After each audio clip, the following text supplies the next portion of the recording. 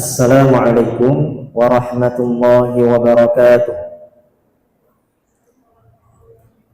Alhamdulillah, alhamdulillahilladzi lam yattakhidh waladan wa lam yakul lahu syarikun fil mulk wa khalaqa kulla syai'in faqaddarahu taqdira.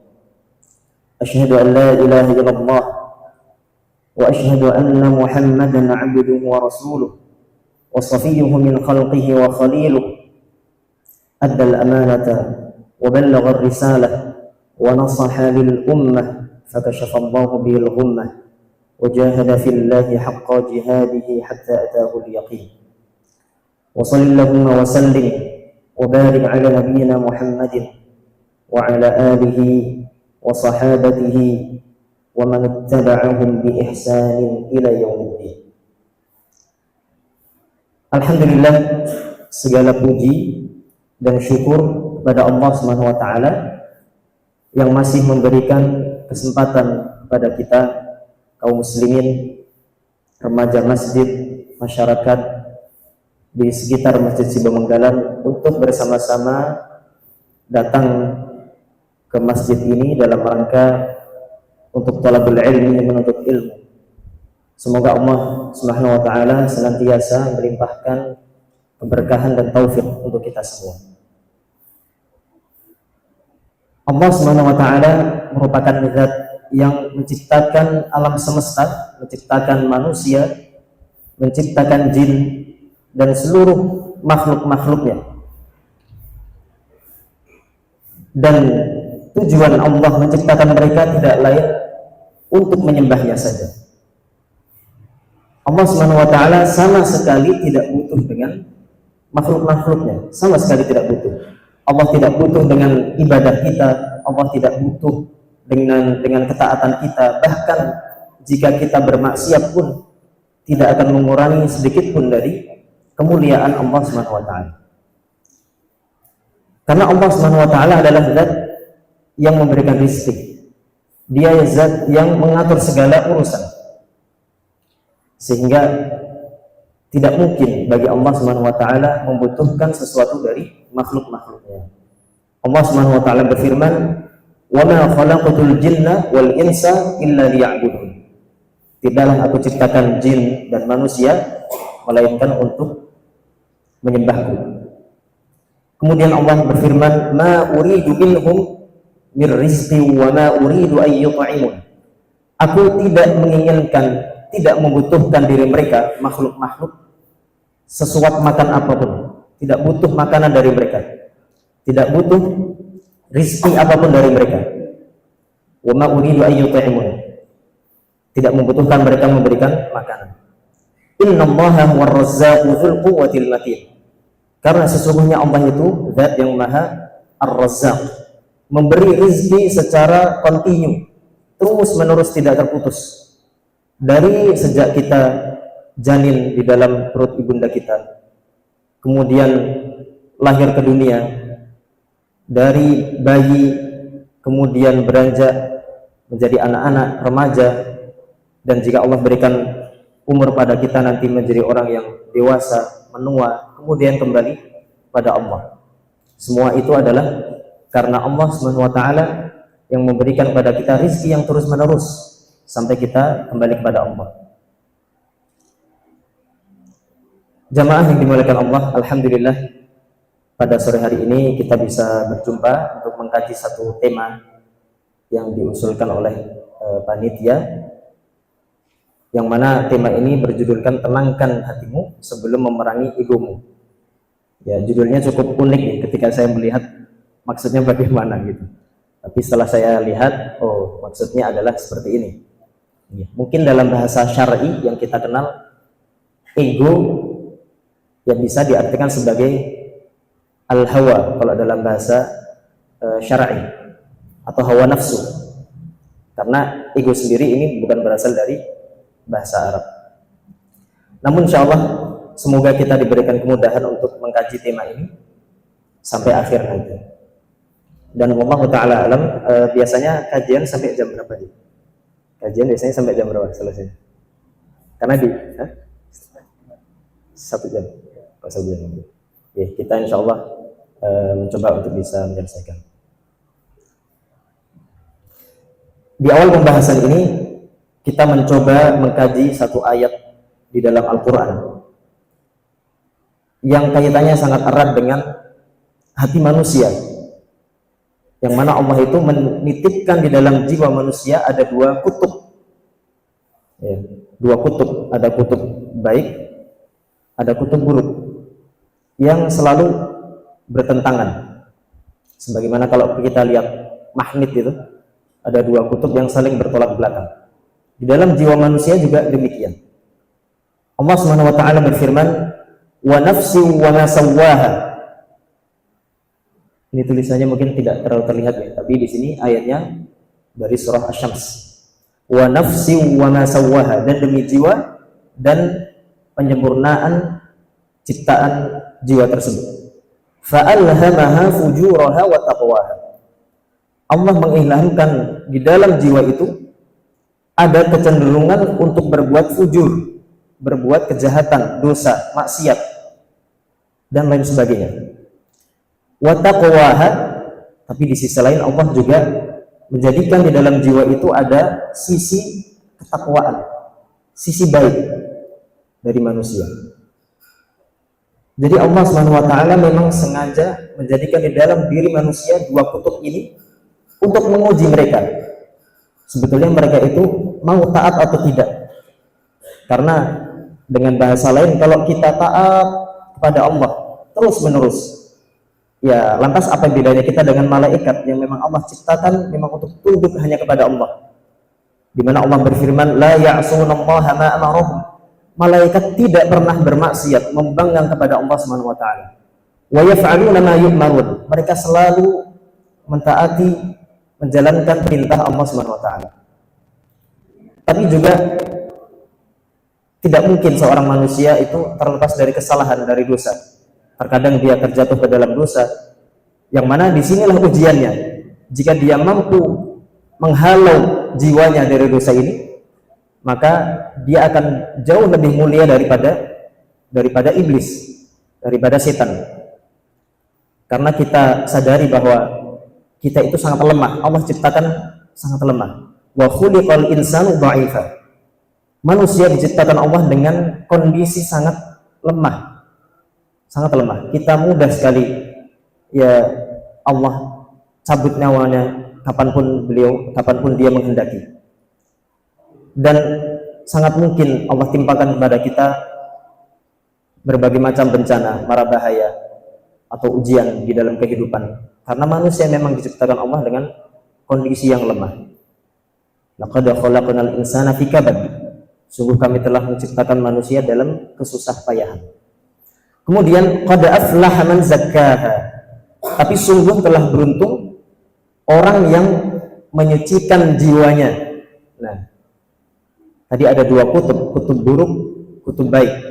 Orang yang berusaha menjadikan dirinya suci dari perbuatan dosa dengan menjalankan ketaatan pada Allah, memupuk keimanan itu dengan terus continue menjalankan ketaatan pada Allah, maka dia telah mendapatkan keberuntungan. Kemudian sebaliknya, wa qad khaba man dassaha.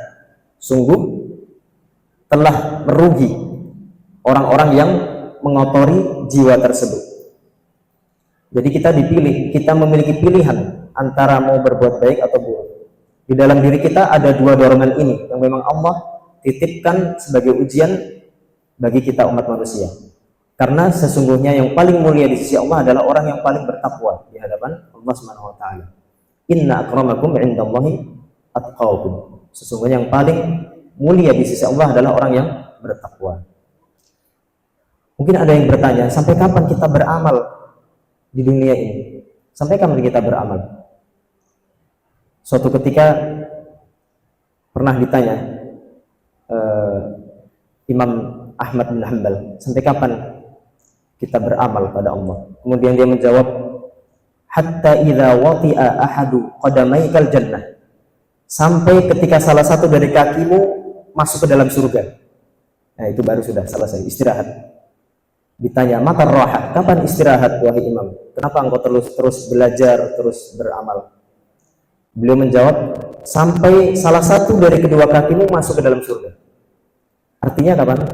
Sampai mati dan juga sampai hari kebangkitan dan masuk ke dalam surga Allah Subhanahu wa taala. Tidak ada hentinya. Manusia terus beramal.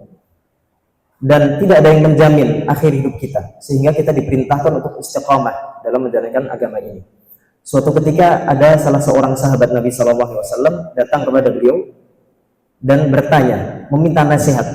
Ya Rasulullah, wahai Rasulullah, qul li fil islami qawlan la as'alu anhu ahadan ghairak. Berikan aku satu nasihat yang tidak akan aku tanyakan kepada orang lain kecuali dirimu. Lantas Rasulullah SAW menjawab dengan satu jawaban yang singkat, ringkas, tapi konsekuensinya tidak singkat dan ringkas. Rasulullah SAW mengatakan, "Qul amantu billahi tsumma istaqim." Katakanlah, aku beriman kepada Allah, kemudian istiqamahlah, konsistenlah di atas keislaman itu. Beriman dan konsisten. Dua poin yang cukup ringkas Rasulullah SAW sampaikan, tapi konsekuensinya tidak ringan, berat dalam menjalankan. Orang yang menyatakan dirinya beriman kepada Allah, maka berlaku baginya untuk mengerjakan amal soleh secara berkelanjutan sampai dia wafat. Dan konsisten di atas Islam ini sebagaimana yang Allah firmankan, wala tamutunna illa wa antum muslimun. Janganlah kalian mati kecuali dalam kondisi Islam. Mati dalam kondisi Islam artinya dia menjalankan Islam secara kontinu, secara konsisten selama hidupnya, tidak tergoda dengan kanan dan kiri daripada penyimpangan-penyimpangan. Kemudian kita masuk ke dalam perihal hati. Sebetulnya hati itu apa? Dalam bahasa Arab mungkin sering disebut dengan al-qalbu. Dalam Al-Quran ada beberapa kata nih, al-qalbu, al-fuadu, dan terkadang juga diartikan as-sadr. As-sadr itu dada, yang mana di dalamnya ada qalbu. Tapi kalau kita merujuk ke makna di dalam bahasa Arab, al-qalbu secara fisik itu bukan hati, liver, bukan. Al-qalbu dalam bahasa Arab itu, kalau kita nanti cari, mungkin di Google atau di ChatGPT atau yang lain, mungkin adik-adik atau teman-teman ya, al-qalbu dalam bahasa Arab, makna secara fisiknya adalah jantung. Adapun hati yang ada di dalam tubuh kita dalam bahasa Arab bukan qalbu, tapi al-kabidu. Al-kabidu itu hati. Dan dalam bahasa Arab makna qalbun atau jantung tadi ada dua sisi. Jantung secara fisik, secara hakiki, dan jantung non fisik, yang mana kalau diterjemahkan ke dalam bahasa Indonesia adalah hati. Tapi dalam bahasa Arab tetap disebut qalbun, yang artinya jantung yang maknanya non fisik. Jadi ini perbedaan bahasa saja. Kemudian al-qalbu dalam bahasa Arab atau hati dalam bahasa kita, kenapa dinamakan al-qalbu? Al-qalbu sendiri berasal dari kata qalaba yaqlibu, yang artinya membalik. Seseorang kalau membaca buku, mungkin adik-adik baca buku atau baca Al-Quran, kita membalik lembaran demi lembaran. Di dalam bahasa Arab kita menyebutnya qalbus safahat, membalik lembaran-lembaran. Nah, hati manusia itu dinamakan dengan qalbun karena cepat sekali berbalik. Kadang-kadang semangat, kadang-kadang malas. Bahkan disebutkan di dalam satu hadis, ada seseorang yang pagi harinya masih beriman, sore harinya sudah kafir kepada Allah Subhanahu wa taala. Ada yang sore harinya beriman kepada Allah, pagi harinya sudah kufur kepada Allah Subhanahu wa taala. Begitu cepat hati ini berubah. Di dalam satu hadis yang sahih, Rasulullah SAW bersabda, "Inna qalba bani Adam baina usbu'aini min asabi'ir rahman." Hati seorang manusia itu berada di dua jemari dari jemari-jemari Allah. Tentu kita tidak tahu bagaimana bentuknya, kaifiatnya. Yuqallibuha kaifa yasha. Allah membolak-balikkan hati itu sebagaimana yang Dia kehendaki. Bisa saja hati kita Allah rubah dengan sangat cepat dalam waktu yang singkat untuk taat ataupun sebaliknya. Sehingga kita perlu untuk senantiasa berdoa kepada Allah untuk ditetapkan di atas keimanan. Di dalam pengertian Arab dikatakan di sini, innama sumiyal qalbu min taqallubi. Hati dinamakan qalbu karena banyaknya berbolak-balik, sering gonta-ganti suasananya. Dan ini celah bagi setan untuk masuk. Makanya orang yang sering overthinking, ya dalam bahasa modern ya, yang sering kepikiran, kalau dia tidak punya iman yang kokoh, tidak meminta perlindungan pada Allah, maka di situ menjadi celah setan untuk masuk ke dalam hatinya, mengarahkan dia ke hal-hal yang berbahaya ataupun menyebabkan dia tersesat. Tapi seseorang yang punya keimanan, pasti Allah akan membimbing dia ke arah yang lebih baik. Dan ini titik penting sekali bagi setiap muslim. Di dalam satu hadis Rasulullah SAW bersabda, innama mathalul qalbi mathalu rishatin bil falah. Perempurnaan hati itu seperti sehelai bulu di tanah lapang. Ta'allaqat fi asli syajarah, yang bulu ini bergantung di salah satu tangkai dari pohon yang ada di sana.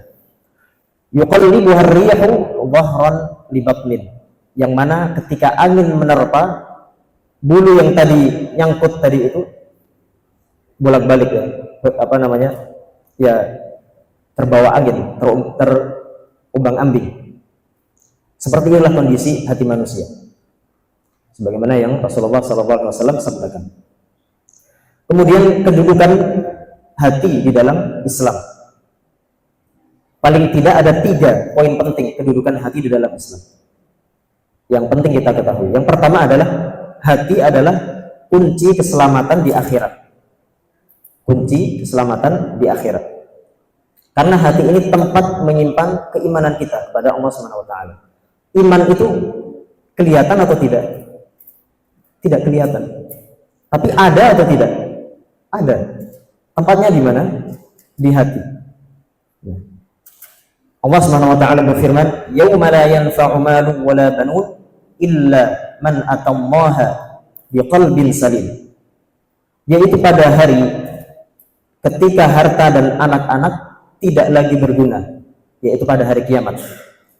Illa, kecuali man atallaha biqalbin salim, seseorang yang menghadap kepada Allah dengan hati yang bersih, dengan hati yang tulus, terbebas dari segala macam penyakit kesyirikan, perbuatan yang tidak disyariatkan, rasa dengki, iri kepada temannya, kesombongan, dan seterusnya. Jadi ketika kita hendak menghadap kepada Allah Subhanahu wa taala, maka pastikan dalam kehidupan kita ini senantiasa berada di atas ketaatan, selalu membersihkan hati kita dari penyakit-penyakit. Setiap hari, bahkan setiap saat kita melakukan yang namanya tajdidun niyah, memperbaharui niat kita ketika mau beribadah, ketika mau misalnya belajar, mungkin masih ada yang kuliah, ada yang di sekolah, yang mana semua aktivitas kita ya sebenarnya tujuannya satu, untuk menggapai ridha Allah Subhanahu wa taala. Kemudian kedudukan hati yang kedua di dalam Islam adalah pusat kendali manusia. Pusat kendali manusia. Manusia Allah berikan akal, berikan fisik, Allah berikan mata, di mana Allah berfirman, alam yaj'al lahu ainain, di mana Allah mengatakan, bukankah dia telah memberikan kepadamu 2 pasang mata, wa lisanan wa syafatain, dan 1 lisan atau lidah, dan 2 bibir, wa hadainahun najdain, kemudian diberikan 2 jalan, ada jalan kebaikan, jalan keburukan. Di dalam hadis Rasulullah SAW bersabda, ala wa inna fil jasadi mudghatan, idza salahat salahal jasadu kulluh, wa idza fasadat fasadal jasadu kulluhu, ala wahyal qalb. Ketahuilah, sesungguhnya di dalam jasad manusia ada 1 gumpalan daging, 1 atau segumpal daging. Jika segumpal daging ini baik, maka jasad ini semuanya akan baik. Dan jika segumpal daging ini buruk, rusak, maka seluruh jasadnya juga akan rusak. Kemudian Rasulullah bersabda, ala wahyal qalbu, ketahuilah bahwa gumpalan daging ini adalah al-qalbu. Dalam bahasa Arab jantung, bukan hati. Fisiknya ini jantung, meskipun secara makna majaznya dalam bahasa Indonesia hati. Nah, ketika hati ini bersih dari segala penyakit, maka tubuh kita dan pikiran kita akan Allah tuntun ke arah yang benar, ke arah yang sesuai dengan perintahnya. Kemudian fungsi ketiga atau kedudukan hati yang ketiga di dalam Islam adalah tempat Allah menilai hambanya. Tempat Allah menilai hambanya. Rasulullah SAW bersabda di dalam hadis yang sahih yang diriwayatkan oleh Al-Imam Muslim. Innallaha la yanzuru ila suwarikum wa amwalikum walakin yanzuru ila qulubikum wa a'malikum. Sesungguhnya Allah tidak melihat kepada rupa, bentuk tubuh fisik, mau tampan, mau cantik. Allah tidak melihat itu. Wala amwalikum, dan tidak pula melihat kepada kekayaan, harta, jabatan, dan lain sebagainya. Walakin, akan tetapi Allah Subhanahu wa taala melihat kepada qulubikum wa a'malikum, hati-hati kalian dan amalan-amalan kalian. Jadi sejatinya apa yang kita miliki di dunia ini, dari kekayaan, harta benda, anak-anak, keluarga, bentuk tubuh yang mungkin sebagian Allah berikan kelebihan, itu ternyata bukan menjadi patokan seseorang Allah cintai. Allah tidak melihat kepada jasad kita, tidak, kepada harta kita, tidak. Justru kalau kelebihan yang Allah berikan bisa mengantarkan seseorang kepada dosa dan kemaksiatan, malah ini akan menjadi tambahan hukuman di akhirat. Tapi Allah Subhanahu wa taala melihat hamba dari hatinya, apakah dia ikhlas karena Allah, apakah dia bertauhid kepada Allah, apakah dia menyembah hanya kepada Allah saja, atau justru mencampuri keimanannya dengan kesyirikan, dengan perbuatan yang tidak disyariatkan, dengan keyakinan-keyakinan khurafat, tahayul, percaya ada hari sial misalnya gitu. Biasanya orang Jawa itu percaya kalau bulan Suro, bulan Suro itu bulan Muharram, kita baru saja selesai. Sekarang bulan Safar, bulan Safar. Bulan Muharram sebagian orang meyakini bulan apa? Bulan sial. Tidak mau melakukan atau menyelenggarakan hajatan, khitanankah, pernikahankah. Mereka meyakini bulan Suro atau bulan Muharram ini bulan yang sial. Padahal Rasulullah SAW di dalam hadis bersabda, "Afdalus siyami ba'da Ramadan syahrullahil Muharram." Sebaik-baik puasa setelah bulan Ramadan adalah puasa pada Syahrullahil Muharram, yang dilaksanakan di bulannya Allah, yaitu bulan Muharram.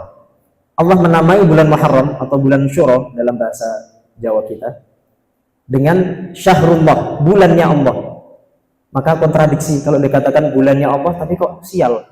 Nah, ini kan kontradiksi. Justru khawatir kita lancang kepada Allah. Allah menamakan bulannya Allah, dan bulan Muharram ini salah satu bulan yang Allah muliakan, tapi justru malah ada orang yang meyakini bulannya Allah ini bulan yang sial.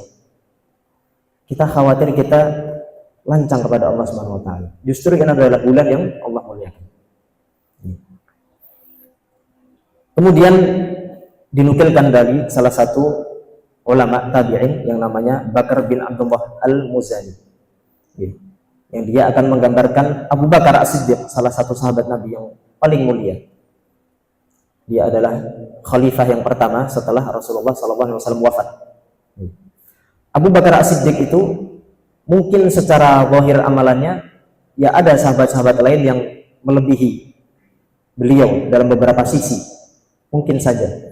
Tapi ada yang menjadikan Abu Bakar ini istimewa dibandingkan para sahabat yang lainnya, dibandingkan Umar bin Khattab, dibandingkan Utsman, dibandingkan Ali. Abu Bakar memiliki kekhususan yang tidak dimiliki sahabat lain. Apa itu? Dikatakan sama Abu Bakar bin Abdullah Al-Muzani, "Ma sabaqakum Abu Bakrin bi kathrati siyamin wala salah, walakin bi syai'in waqara fi qalbi." Abu Bakar itu tidak mengungguli kalian para sahabat yang lain karena banyaknya puasa ataupun sholat, bukan karena banyaknya puasa atau sholat. Boleh jadi ada sahabat lain dari para sahabatnya Nabi Sallallahu Alaihi Wasallam, sholatnya atau puasanya mungkin lebih banyak dari Abu Bakar, tapi tetap Abu Bakar yang lebih mulia. Alasannya kenapa? Beliau lebih unggul karena sesuatu yang ada di dalam hatinya. Apa itu? Keimanan. Keimanan pada Allah dan Rasulnya. Sehingga Abu Bakar dijuluki sebagai As-Siddiq. As-Siddiq artinya apa? Yang membenarkan tanpa ragu. Ketika Rasulullah diutus, kemudian dia mengajak manusia kepada agama Allah, Abu Bakar tanpa rasa ragu sedikit pun langsung membenarkan, iya, kalau Muhammad berkata demikian, pastilah benar, tanpa ada keraguan sedikit pun. Itu keimanan yang luar biasa, yang tidak bisa ditumbangkan dan dikalahkan, diungguli oleh sahabat-sahabat yang lain. Sehingga Abu Bakar ini lebih di atas daripada sahabat-sahabat Nabi yang lain karena keimanan yang menetap di dalam hatinya. Kemudian tingkatan-tingkatan hati. Setidaknya ada 3, yang mana ini dibagi oleh para ulama, diantaranya Ibnu Qayyim al-Jauziyah. Dia membagi hati manusia menjadi 3 tingkatan. Yang pertama, al-qalbus salim, hati yang sehat. Yang kedua, al-qalbul marid, hati yang sakit. Yang ketiga, al-qalbul mayyit, hati yang mati. Al-qalbus salim, hati yang sehat yang bagaimana? Adalah hati yang bersih dari segala penyakit hati atau segala yang mengotori hati itu, dari kesyirikan, kekufuran kepada Allah, riya, perbuatan-perbuatan yang menyelisihi syariat, dari rasa ujub, kesombongan, dan lain sebagainya. Hatinya bersih, putih, yang mana kalau dia diwafatkan oleh Allah, maka insya Allah akan dimasukkan ke dalam surga dengan mudah. Kemudian hati yang kedua adalah al-qalbul marid, hati yang sakit, yaitu hati yang memiliki iman, dia masih beriman pada Allah, akan tetapi terkadang dia terjatuh ke dalam kemaksiatan. Ada celah-celah setan masuk di dalamnya, yang mana akhirnya terjerumus ke dalam dosa, baik itu dosa syahwat ataupun dosa syubhat. Walaupun bisa jadi Allah ampuni kalau memang dia itu mengakui dia lemah, dia masih belum mampu meninggalkan. Yang mana Allah Subhanahu wa taala jelaskan di dalam surah At-Taubah. Allah berfirman, "Wa akharuna i'tarafu bi dzunubihim khalatu 'amalan shalihan wa akhara sayyi'an 'asallahu an yatuba 'alaihim." Ada orang-orang, mereka itu mengakui dosa mereka. Ketika mereka melakukan kemaksiatan, dosa, kemungkaran, dalam lubuk hati mereka yang paling dalam, mereka mengakui mereka itu salah, tidak cari pembenaran. Mungkin ada orang kalau dituduh keliru, salah, wah dia cari pembenaran. Enggak, saya enggak salah. Dia enggak mau mengaku kalau dia itu keliru. Tapi orang-orang ini beda. Mereka melakukan dosa, kemaksiatan, tapi mereka tahu, sadar diri mereka itu salah. Khalatu amalan salihah wa akhara sayyi'ah. Mereka terkadang mengamalkan amalan yang baik, amal saleh. Tapi di waktu lain dia mengamalkan amalan yang buruk. Maka apa yang terjadi? Allahu an yatuba 'alaihim. Semoga Allah mengampuni mereka. Mengampuni mereka. Karena mereka masih mengakui kalau mereka itu berbuat dosa. Tapi ada sisi yang berlawanan. Orang yang sudah diberikan nasihat, diberikan ilmu tentang satu kesalahan, kekeliruan, tapi dia ngeyel, dia keras kepala, tidak mau menerima, bahkan untuk mengakui kesalahannya saja tidak mau. Maka ini hukumannya keras. Allah Subhanahu wa taala berfirman, "Wa man adlamu mimman dzukkira bi ayati rabbih fa'arada 'anha." Siapakah orang yang lebih zalim daripada orang yang ketika diberikan peringatan dari ayat-ayat Allah, dia berpaling, dengar tidak mau, mengakui kesalahan juga tidak mau. Maka di sini lebih berat hukumannya daripada orang yang mengakui dosanya, walaupun juga tidak dibenarkan dia terus-terusan melakukan dosa. Kemudian yang ketiga, hati yang mati, al-qalbul mayyit. Hati yang mati ini tingkatan yang paling parah, tingkatan yang paling berat, di mana seseorang sudah kehilangan keimanan. Cek.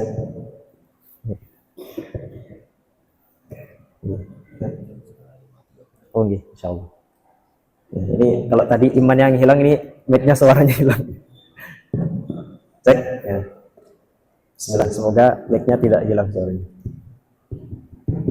Cek. Ya. Yang ketiga, hati yang mati.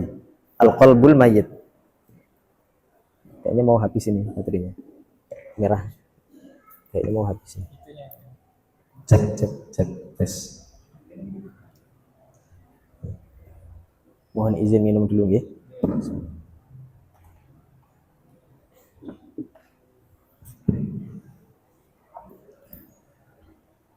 Cek, tes. Ya, bismillah. Hati yang ketiga adalah hati yang mati. Hati yang mati itu hati yang paling berat, paling parah. Kalau kita analogikan, orang yang sudah mati, sudah Allah cabut nyawanya, mungkin nggak dia hidup kembali? Jawabannya tidak mungkin, kecuali kalau mukjizat seperti yang Allah izinkan kepada Nabi Isa dan juga Nabi Musa dalam kisahnya di dalam surah Al-Baqarah. Itu mungkin saja. Tapi kalau sudah mati, tertutup dengan kekufuran, tertutup dengan kesyirikan, tertutup dengan amalan-amalan yang tidak sesuai perintah Allah, dengan hawa nafsunya, dengan egonya yang terlalu tinggi, sombong di hadapan Allah, sombong di hadapan manusia, maka di situ akan sulit sekali dan bahkan mungkin mustahil untuk diselamatkan kembali menuju hati yang bersih. Sehingga setiap muslim wajib berhati-hati dalam tindak tanduknya. Kemudian selanjutnya, kalau tadi kita membahas tentang hati, sekarang pembahasannya adalah tentang ego, atau dalam bahasa syar'i hawa nafsu. Allah Subhanahu wa taala berfirman, "Innan nafsa la ammaratun bisu." Sesungguhnya nafsu itu yang terdapat di dalam jiwa selalu memerintahkan, mendorong pemiliknya untuk melakukan keburukan. Sebagaimana yang tadi di awal kita sampaikan, Allah menitipkan dua kutub di dalam diri kita, kutub baik, kutub buruk. Dan jiwa kita itu lebih cenderung untuk melakukan yang buruk.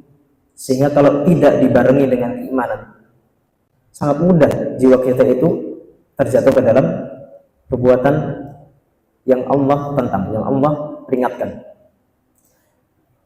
Seorang ulama mengatakan dengan ucapan yang mungkin bisa menggugah kesadaran kita. Namanya Abdullah bin Aun. Dia mengatakan, "Idza ghalabal hawa 'alal qalbi istahsana ar-rajulu ma kana yastaqbihuhu." Disebutkan di dalam kitab Al-Ibanatus Sughra. Jika hawa nafsu telah menguasai hati seseorang, jika hawa nafsu telah menguasai hati seseorang, maka dia akan menganggap baik sesuatu yang sebelumnya dia yakini keburukannya. Sesuatu yang buruk sebelumnya dia tahu ini keburukan. Tapi ketika hawa nafsu datang menguasai hatinya, maka pandangan mata hati dia dikaburkan oleh setan, menganggap yang dulunya keburukan menjadi kebaikan. Dan itulah celah setan. Setan itu menghiasi amalan-amalan yang buruk seolah-olah menjadi baik. Kemudian selanjutnya, bahaya mengikuti hawa nafsu. Ada beberapa bahaya kalau seseorang ini tidak punya benteng menuruti hawa nafsu di dalam dirinya. Yang pertama adalah sebab lalai dari mengingat Allah Subhanahu wa taala. Allah Subhanahu wa taala berfirman, "Wa la tuti' man aghfalna qalbahu 'an dzikrina wattaba'a hawahu wa kana amruhu furqa." Janganlah engkau mentaati orang yang telah kami lalaikan hatinya dari mengingat kami dan yang mengikuti hawa nafsunya.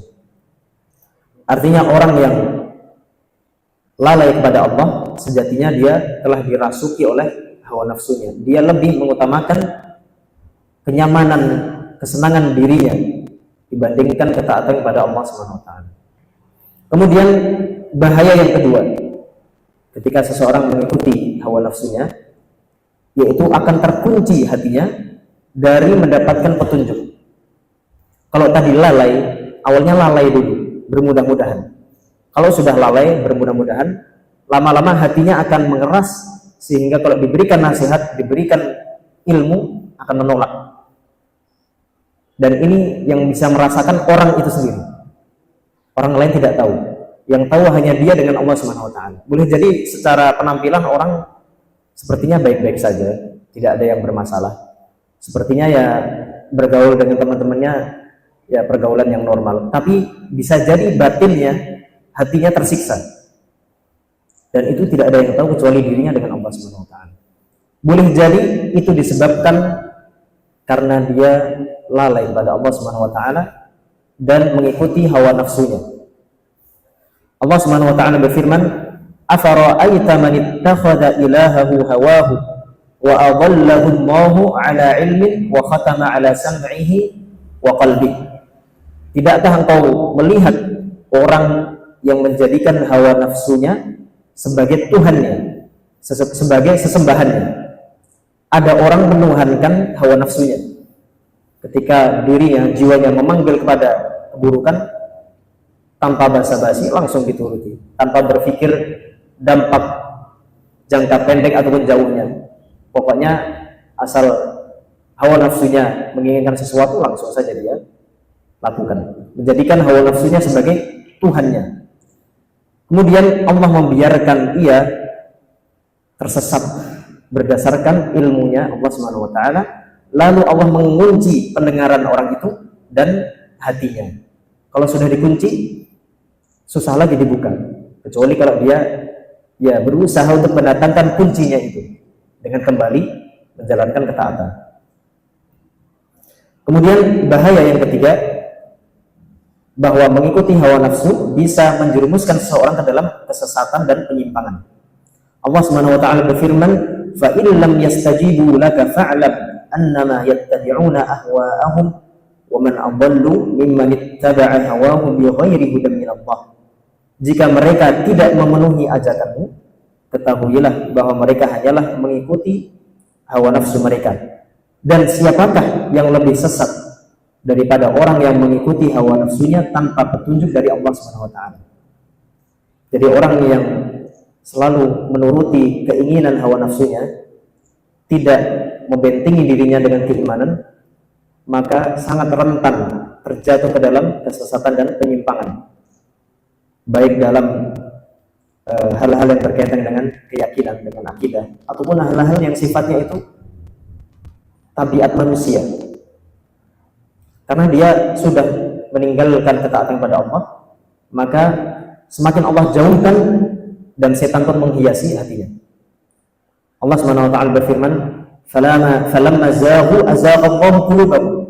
Ketika orang-orang itu menyimpang dari ketaatan dari Allah Subhanahu wa taala, maka Allah jadikan mereka lebih menyimpang lagi. Bukan karena Allah menginginkan penyimpangan itu, bukan, tapi karena mereka sendiri yang lalai terhadap peringatan Allah Subhanahu wa taala, maka Allah sekalian saja jauhkan mereka dari ketaatan. Sekiranya mereka mau bertobat, sadar diri, Allah pasti menerima tobatnya sampai hari kiamat atau sampai orang ini meninggal. Kemudian selanjutnya sebab-sebab rusaknya hati dan timbulnya hawa nafsu. Ada banyak sekali, tapi mungkin kita ambil beberapa saja. Yang pertama, menumpuknya dosa tanpa bertobat. Seseorang yang terus-menerus melakukan dosa, tapi dia tidak mau bertobat. Padahal Allah Subhanahu wa taala itu Maha Pengampun. Allah berfirman, "Ya ibadiyalladzina asrafu ala anfusihim la taqnatu min rahmatillah." Wahai hamba-hambaku yang melampaui batas, jangan kalian putus asa dari rahmat Allah. Innallaha yaghfiru dzunuba jami'an. Sesungguhnya Allah itu mengampuni seluruh dosa. Innahu huwal ghafurur rahim. Sesungguhnya Allah itu Maha Pengampun lagi Maha Penyayang. Kemudian yang kedua, mengikuti dorongan syahwat ataupun syubhat. Ketika datang hawa nafsu yang mengarahkan manusia ke dalam syubhat yang haram ataupun kepada syahwat yang haram, maka dia bersegera untuk melakukannya tanpa basa-basi. maka ini menjadi sebab rusaknya hati dan datangnya hawa nafsu. Yang ketiga, berlebihan dalam perkara mubah. Mubah itu boleh. Kita boleh nggak bermain game misalnya? Game itu hukumnya boleh-boleh saja, mubah, selama tidak ada pelanggaran syariatnya. Kita boleh nggak main bola? Boleh-boleh saja. Kita boleh nggak makan, boleh nggak tidur, boleh nggak nongkrong sama teman-teman. Hukum asalnya boleh-boleh saja. Tapi kalau sudah kebanyakan yang dilakukan tiap hari itu terus, kebanyakan melakukan hal-hal yang sifatnya boleh, lama-lama waktunya tersibukkan untuk hal-hal yang tidak bermanfaat dan tersibukkan dari ketaatan pada Allah Subhanahu wa taala. Padahal Rasulullah pernah berwasiat, min husni islamil mar'i tarkuhu ma la ya'ni. Ciri baiknya Islam seseorang meninggalkan perkara yang tidak penting. Kemudian yang keempat, membiarkan penyakit hati tumbuh. Timbul rasa hasad, timbul kesombongan. Hasad itu apa? Hasad itu iri dengki. Dia melihat temannya, melihat orang lain dapat kenikmatan, dia iri, tapi tidak hanya iri. Dia ingin kenikmatan itu hilang dari temannya, berpindah ke dirinya. Itu hasad. Tapi ada satu lagi yang dibolehkan dalam Islam, itu ghibtah. Kalau ghibtah itu ingin punya kenikmatan seperti temannya, tanpa keinginan kenikmatan itu hilang dari sahabatnya. Tetap sahabatnya didoakan mendapatkan kenikmatan yang lebih, tapi dia juga ingin kenikmatan sama atau lebih dari saudaranya. Adapun hasad, dia ingin kenikmatan dari orang lain hilang dan berpindah ke dirinya. Dan seseorang harus berlindung dari perbuatan hasad ataupun orang-orang yang hasad. Di dalam surah Al-Falaq Allah berfirman, min syarri hasidin idza hasad, dari keburukan orang yang hasad, iri, ketika dia melancarkan keirian itu pada orang lain. Kemudian yang kelima, salah memilih teman dan lingkungan.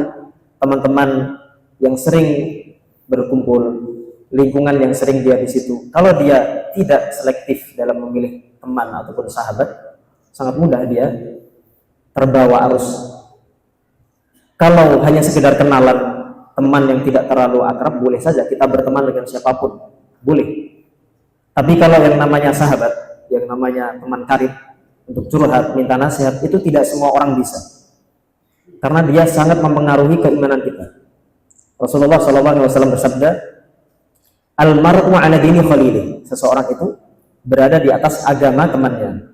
Falyanzur ahadukum man yukhalil, hendaknya dia melihat siapa teman akrabnya gitu. Bukan teman yang kenal saja, kenal tok gitu, bukan. Tapi yang teman akrabnya itu harus selektif. Begitu juga lingkungannya.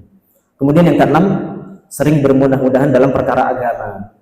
Datang waktu sholat, aku koseklah ikomah kayak 10 menit misalnya. Akhirnya ketika ikomah kosek kayak rakaat pertama, sampai akhirnya sholatnya tidak bareng dengan jamaah. Ini bermudah-mudahan dalam menjalankan perintah Allah Subhanahu wa taala. Kaitan antara hati dan iman memiliki kaitan yang sangat erat. Akidah Islam, akidah Ahlussunnah wal Jamaah meyakini bahwa al-imanu qaulun bil lisan. Iman itu diucapkan dengan lisan, wa i'tiqadun bil janan, diyakini di dalam hati, kemudian wa amalun bil arkan, dilaksanakan dengan anggota tubuh. Yazid bit ta'ah wa yanqusu bil ma'siyah. Iman itu bisa bertambahnya bagaimana? Dengan ketaatan, dan berkurang dengan kemaksiatan. Jadi iman itu bisa bertambah atau betul? Bisa berkurang, bisa, bahkan bisa hilang, luntur. Begitu juga sebaliknya, bisa semakin kuat dan kokoh. Kemudian kita mentadabburi satu ayat atau beberapa ayat di dalam surah An-Nazi'at. Allah Subhanahu wa taala berfirman, yauma yatadzakkarul insanu ma sa'a. Ini ketika hari kiamat sudah terjadi. Hari kiamat sudah terjadi, maka tidak ada lagi di situ amal, yang ada hisab. Allah akan hitung amalan kita. Dan orang sudah tidak peduli lagi ketika sangkakala sudah ditiup. Maka Allah berfirman, yauma yafirrul mar'u min akhihi. Seseorang akan lari dari saudaranya, saudara kandungnya. Wa ummihi wa abihi, akan lari dari ayah ibunya. Wa sahibatihi wa bani, dia akan lari dari istri dan anak-anaknya.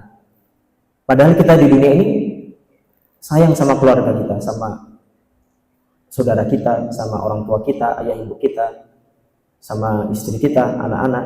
Secara naluri, tabiat kita itu sayang sama mereka. Tapi di hari kiamat, likulli imri'in minhum sya'nu yughni. Setiap orang sibuk dengan urusannya masing-masing, tidak peduli dengan orang yang akrab dengannya. Ketika hari kiamat terjadi, yauma yatadzakkarul insanu ma sa'a. Manusia teringat apa yang dulu dikerjakan. Wa burrizatil jahimu liman yara. Dan neraka ditampakkan di hadapannya. Kemudian fa amma man tagha. Cek. Habis ini. Cek. Fa amma man tagha, maka barang siapa yang melampaui batas, berbuat kezaliman, wa atharal hayatad dunya, dia lebih mengutamakan kehidupan dunia, fa innal jahima hiyal ma'wa, maka tempat kembalinya adalah neraka jahim. Wa amma man khafa maqama rabbih, tapi barang siapa yang takut kepada Allah, wa nahan nafsa 'anil hawa, dia menghalangi dirinya dari hawa nafsunya, dari egonya, fa innal jannata hiyal ma'wa, tempat kembalinya adalah surga Allah Subhanahu wa taala.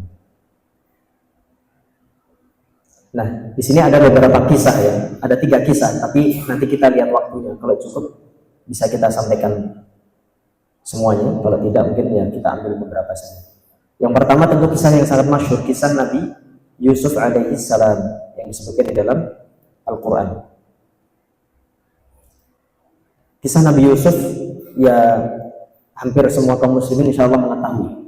Ketika Nabi Yusuf ini akhirnya ya dizalimi oleh saudara-saudaranya, kemudian singkat cerita dijual ke negeri Mesir dan dimiliki sebagai seorang budak oleh seorang bangsawan atau disebutkan Al-Aziz. Al-Aziz di sini bukan raja tapi mungkin setingkat gubernur, karena dalam kisahnya Nabi Yusuf itu ada rajanya, dan diadopsi sebagai budak yang akhirnya budak ini dianggap sebagai ya anaknya mungkin karena masih kecil.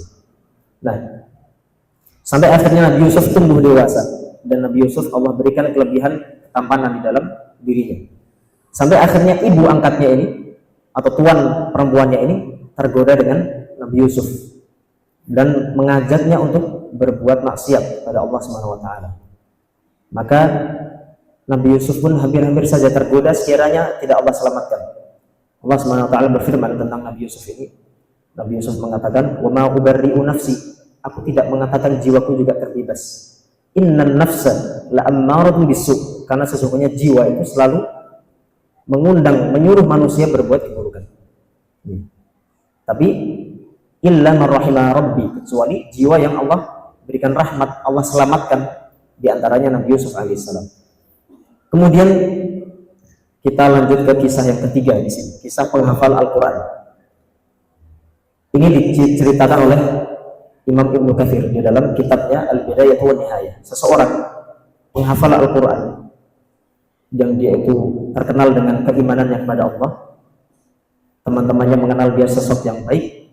Suatu ketika terjadi peperangan antara kaum muslimin dengan orang kafir, yang mana orang kafir ini diceritakan mereka orang-orang dari Romawi berkulit putih.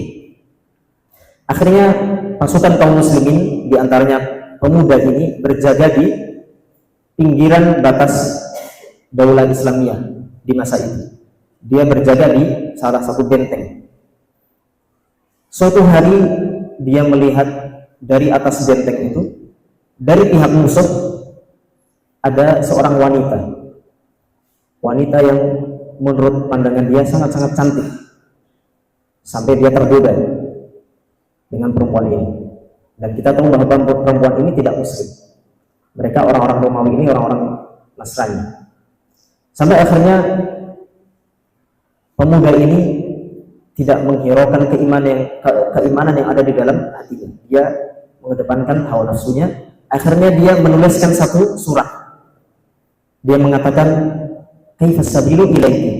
Bagaimana aku bisa sampai kepadamu? Bagaimana aku bisa menjadi pendamping hidupmu? Akhirnya surat ini dikirim secara diam-diam, dan tiba di tangan wanita yang dia sukai. Akhirnya perempuan ini membuka suratnya, kemudian membaca dan membuat surat balasan untuk laki-laki ini. Perempuan ini mengatakan, la sabila ilayya illa an tatanassar. Kamu tidak bisa menjadi pendamping hidupku kecuali dengan satu syarat, yaitu kamu ikut agamaku, masuk ke agama Nasrani. Apa yang terjadi? Di sini terjadi perang batin di dalam pemuda ini antara kutub yang baik dengan kutub yang buruk. Tapi ternyata setan di situ menggoda dia, menghiasi keburukan itu sehingga tertutup hatinya. Sampai akhirnya dia meninggalkan barisan kaum muslimin, dia kabur dan dia bergabung kepada pasukan musuh, berkhianat. Akhirnya dia menemui perempuan itu dan menyatakan bahwa dia sudah meninggalkan pasukan kaum muslimin dan sudah keluar dari Islam dan bersedia masuk ke agama mereka. Akhirnya menikah kedua orang ini.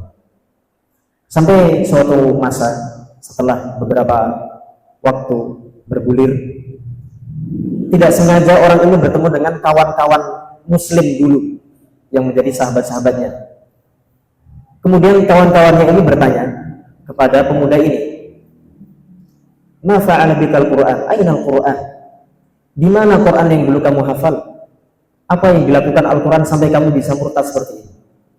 Kemudian pemuda ini menjawab dengan jawaban yang sebetulnya menyakiti dirinya sendiri. Nasitul Qur'ana kullah. Aku sudah lupa seluruh ayat Al-Quran. Semuanya sudah lupa. Illa ayataini, kecuali 2 ayat. Dia tidak lupa, dan ini seolah-olah Allah sengaja tetapkan 2 ayat ini di dalam dirinya agar terus-terusan merasakan kesakitan secara batin. Nah, 2 ayat ini adalah 2 ayat di dalam surah Al-Hijr. Allah SWT berfirman, "Rubama yawaddul ladzina kafaru law kanu muslimin." Barangkali orang-orang kafir ketika hidup di dunia mereka berharap mereka itu masuk ke dalam agama Islam. Kemudian Allah berfirman, "Dzarhum ya'kulu wa yatamatta'u wa yulhihimul amal fasawfa ya'lamun." Biarkan saja mereka makan, kemudian bersenang-senang, berfoya-foya, wa yulhihimul amal, terlupakan dengan angan-angan kosong. Fasawfa ya'lamun, maka mereka akan tahu apa balasannya di hari kiamat. 2 ayat ini dia ingat, tidak dia lupakan, dan sengaja seolah-olah Allah ingin memberikan hukuman secara batin. Tersiksa, dia sudah keluar dari Islam, mengkhianati Allah dan Rasulnya, mengkhianati kaum muslimin, tapi Allah sengaja tetapkan 2 ayat ini sebagai hukuman bahwa nanti di akhirat akan Allah hukum. Dan dia terus-terusan di dalam keingkarannya kepada Allah SWT. Sebenarnya ada kisah satu lagi, tapi mungkin ya kapan-kapan kita sampaikan. Mungkin ini poin yang terakhir, kiat-kiat untuk meraih hati yang selamat. Kiat-kiatnya apa saja? Yang pertama, tentu kembali kepada Allah, memohon keteguhan kepada Allah dengan berdoa. Rasulullah SAW orang yang paling mulia, kita yakin, orang yang maksum, terjaga dari dosa-dosa. Tapi Rasulullah SAW sering berdoa kepada Allah dengan doa, ya muqallibal qulub, tsabbit qalbi ala dinik. Wahai Allah yang maha membolak-balikkan hati, teguhkanlah diriku di atas agamamu. Yang berdoa siapa? Rasulullah, orang yang paling kuat keimanannya. Meski demikian beliau masih berdoa, apalagi kita lebih butuh lagi kepada doa. Kemudian yang kedua, dengan menuntut ilmu agama dan sering berinteraksi dengan Al-Quran. Maka jangan lewatkan 1 hari kita kecuali kita sudah membaca Al-Quran. Kalau bisa dibaca terjemahan, maknanya ditadaburi, dan juga menuntut ilmu syar'i, menuntut ilmu agama agar keimanan kita tidak luntur, apalagi di zaman sekarang, zaman sosmed, media sosial yang begitu dahsyat fitnah yang tersebar. Kalau kita tidak menuntut ilmu, maka mudah sekali hati kita ini goyah. Kemudian yang ketiga, mencari teman dan lingkungan yang baik, teman-teman yang bisa membantu kita di atas ketaatan, dan juga lingkungan yang mendukung kita untuk terus konsisten di atas agama Allah. Kemudian memulai dari yang sedikit dan ringan. Jangan muluk-muluk. Kalau kita misalnya sebelumnya belum terbiasa sholat tahajud, yang mungkin kita laksanakan setelah sholat isya, kita laksanakan sholat rawatib, kita sholat sunnah 2 rakaat, kita niatkan qiyamul lail, tidak masalah kita laksanakan setelah sholat isya atau sebelum tidur, cukup 2 rakaat ditambah witir 1 rakaat. Jangan muluk-muluk dulu. Misalnya seseorang yang ingin membiasakan puasa, sebelumnya dia jarang puasa sunnah, jangan tiba-tiba puasa daun, sehari puasa sehari tidak, sehari puasa sehari tidak. Mungkin dia semangat di awal, tapi beberapa waktu langsung sudah malas gitu. Tapi mulai dengan yang ringan-ringan dulu. Sholat sunnah, rawatib, sebelum subuh, sebelum duhur, setelah maghrib, setelah isya dilaksanakan sesuai kemampuan. Tapi yang wajib-wajib jangan ditinggalkan. Sholat wajib, kalau bisa berjamaah di masjid. Kemudian mengakui kalau ada kekurangan dan kesalahan diri. Jangan melakukan pembelaan diri kalau memang keliru, salah. Akui saja kalau memang dia itu belum mampu meninggalkan dan berusaha untuk meninggalkan. Dan yang terakhir, memperbanyak istighfar dan bertaubat kepada Allah Subhanahu wa taala. Rasulullah sallallahu alaihi wasallam bersabda, "Innahu la yughanu ala qalbi." Sesungguhnya hatiku terkadang juga ditimpa kemalasan, ada penghalang.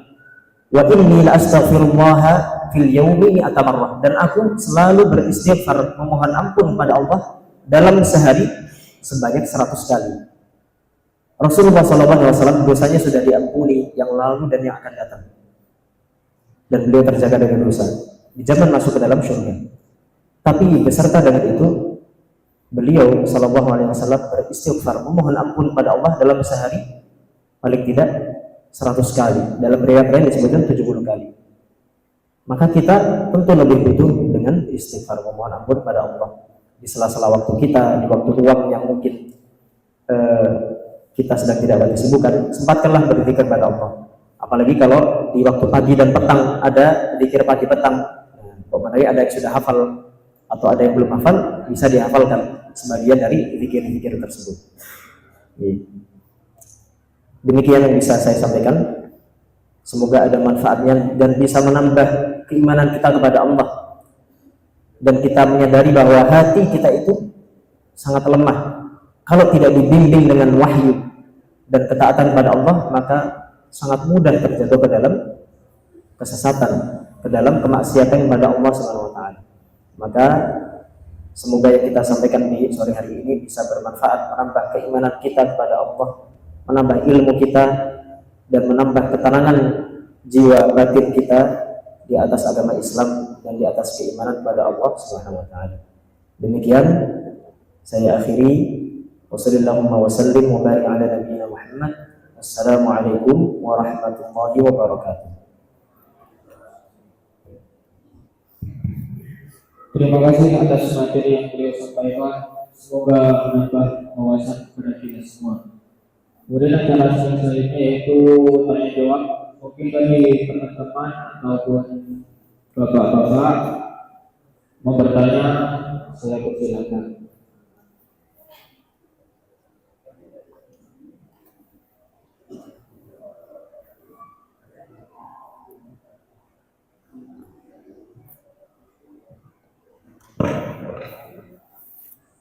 Assalamualaikum warahmatullahi wabarakatuh.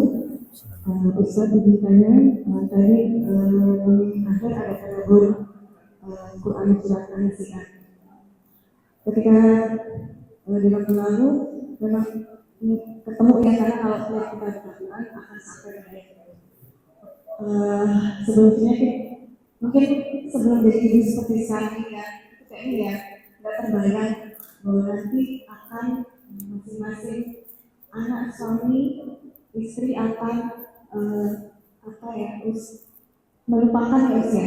Nah, ini dari saya ini karena mungkin saya udah usia itu rasa kayak nggak usia, jadi kesannya tuh ya Allah masing-masing anggota dari keluarga saya atau ayah saya saling menuntut menjawab dan tidak mau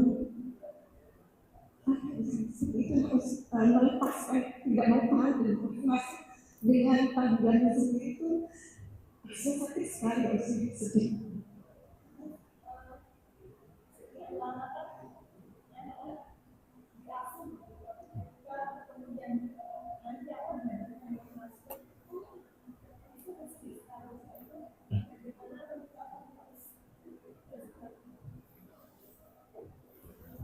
Terima kasih pertanyaannya.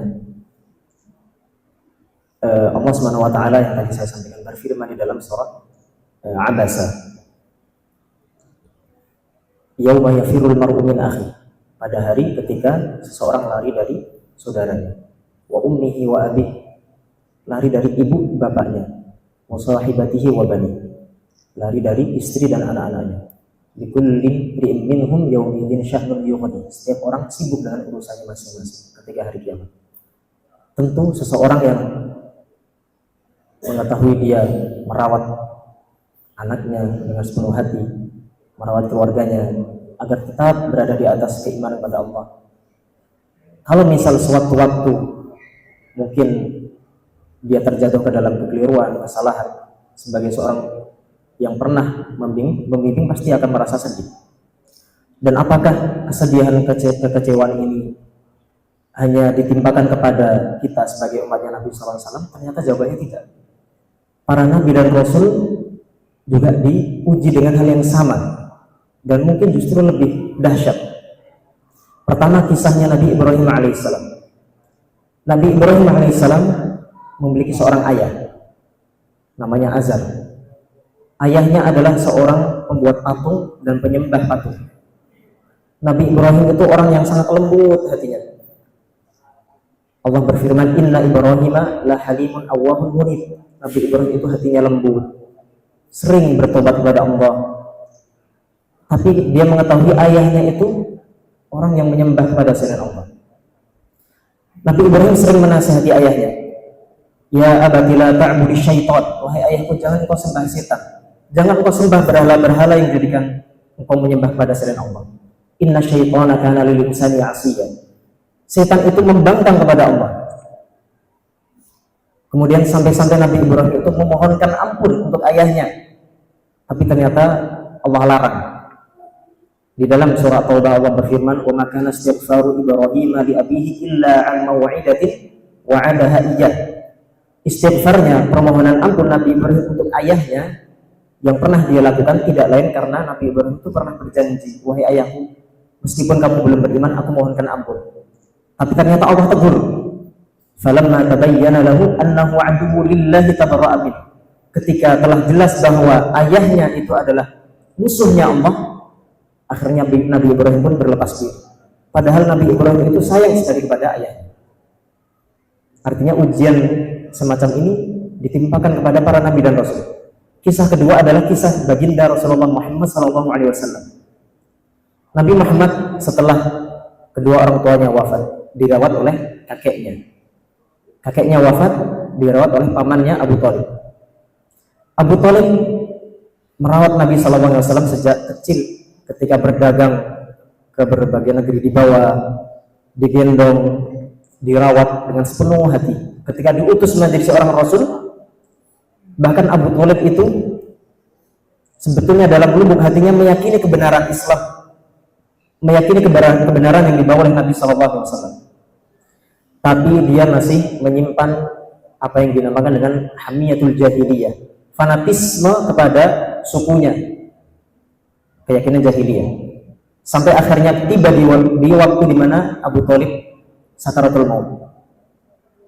Di situ ada Nabi SAW dan ada orang-orang musyrikin di sekitarnya. Nabi SAW mengatakan kepada pamannya, Ya am, qul la ilaha illallah kalimatan uhajju biha laka indallah. Wahai pamanku, katakanlah la ilaha illallah, tidak ada Tuhan yang patut disembah kecuali Allah. Satu kalimat yang akan aku jadikan hujah di hadapan Allah bahwa kamu telah masuk Islam. Tapi pamannya tidak bisa mengucapkan. Pamannya tidak bisa mengucapkan kalimat itu. Kemudian orang-orang Quraisy yang ada di sekitarnya mempengaruhi Abu Thalib. Ya Abu Thalib, wahai Abu Thalib, apakah kamu mau meninggalkan keyakinan nenek moyang kita? Apakah kamu mau meninggalkan keyakinan ayahmu Abdul Muttalib. Rasulullah SAW kembali mengulangi apa yang tadi disampaikan. Ya am, qul la ilaha illallah, katakanlah la ilaha illallah, kalimat yang aku jadikan hujjah di hadapan Allah bahwa kamu sudah masuk Islam. Pamannya tidak bisa mengucapkan. Diulangi 3 kali sampai akhirnya pamannya wafat di atas kesyirikan dan kekufuran pada Allah Subhanahu wa taala. Apakah Nabi sedih? Nabi sangat-sangat sedih. Sangat-sangat sedih. Tapi Allah kemudian memberikan teguran di dalam Al-Qur'an. Innaka la tahdi man ahbabta. Engkau wahai Muhammad tidak bisa memberikan hidayah kepada orang yang kau cintai. Walakinallaha yahdi man yasha. Akan tetapi Allah lah yang memberikan hidayah kepada orang yang Dia kehendaki. Anaknya Nabi Nuh alaihissalam, ketika terjadi banjir bandang, orang-orang sudah naik ke perahunya atau ke kapalnya Nabi Nuh, kecuali orang-orang yang ingkar. Ternyata anaknya Nabi Nuh alaihissalam sombong, tidak mau naik ke atas perahunya Nabi Nuh. Dia mengatakan di dalam surah Hud, Sa'awi ilal jabali ya'simuni minal ma'. Aku akan naik ke puncak gunung yang bisa melindungiku dari ombak. Tapi ternyata apa? Ombaknya ini seperti gunung tingginya. Fi maujin kal jibal, yang mana ombaknya itu setinggi gunung, sampai akhirnya anaknya ini hanyut dan mati. Kemudian Allah mengatakan, innahu laisa min ahlik, anakmu itu yang sudah kufur pada Allah bukan bagian dari keluargamu lagi. Padahal dia anak dia secara biologis, tapi karena berbeda dalam keimanan sudah tidak diangkat di dalam agamanya. Artinya ujian-ujian semacam ini tidak hanya manusia seperti kita yang Allah uji, bahkan para nabi dan rasul lebih berat ujian yang Allah timbangkan kepada mereka. Allah Ta'ala alam. Semoga ini bisa menjadi motivasi. Ya, alhamdulillah mungkin keluarga kita masih berada dalam keislaman, meskipun mungkin ya tidak sempurna dalam menjalankan agama, tapi paling tidak kita bisa mengajak mereka untuk selalu taat pada Allah Subhanahu wa taala, agar di hari kiamat nanti kita bisa termasuk orang-orang yang Allah naungi, orang-orang yang Allah naungi di dalam naungannya, sehingga kita tidak merasakan huru hara pada hari kiamat. Allah Ta'ala a'lam bishawab.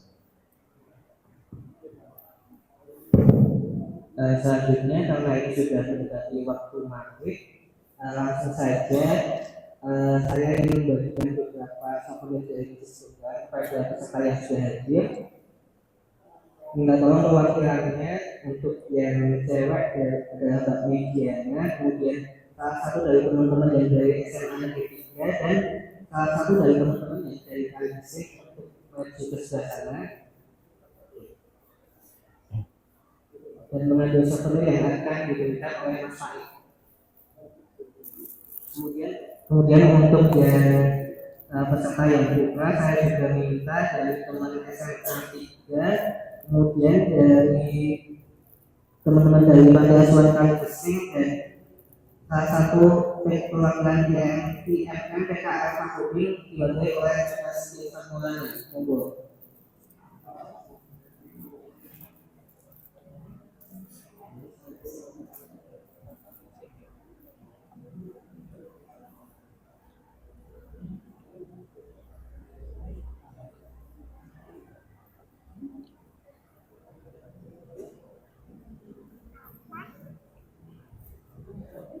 Yang dari SMA 3 saya dapatkan yang buka atas nama Selamat atau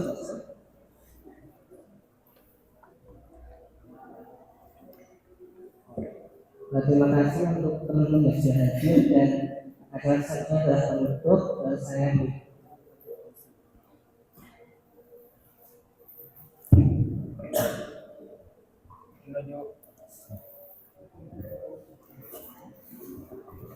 Baik, menuju acara selanjutnya ini penutup. Marilah kita tutup dengan bacaan kafaratul majlis. Subhanallahumma wa bihamdika asyhadu an la ilaha illa anta astaghfiruka wa atubu ilaik. Assalamualaikum warahmatullahi wabarakatuh.